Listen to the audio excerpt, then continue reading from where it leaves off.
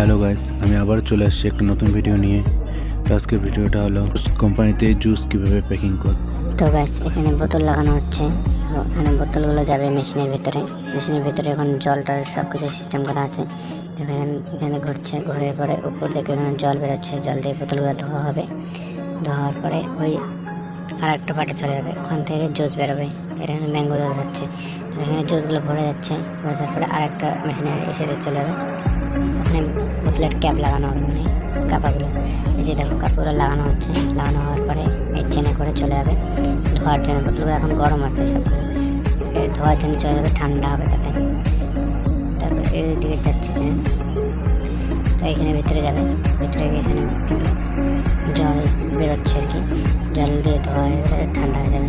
তো এদিকে ঠান্ডা হয়ে গেছে বোতলগুলো, এদিকে যাচ্ছে লেবেল লাগানোর জন্য। বোতলগুলো যাবে এখন লেবেল লাগাবে, চলো লেবেল লাগা যাবে। দেখো এখানে লেবেল লাগানো হচ্ছে, এখানে দুটো লেবেল লাগতেছে, লেবেল লাগছে। লেবেলটা পড়ে গেলে উল্টো উল্টো হয়ে গেলে লাগানো ঠিক করে লাগাতে লাগে। এটা যেমন এটা পড়ে গেল, এটা ঠিক করে দিতে লাগতেছে। তো এখান থেকে ডাইরেক্ট চলে যাচ্ছে ভাটিতে লেবেলটা চাপকানোর জন্য।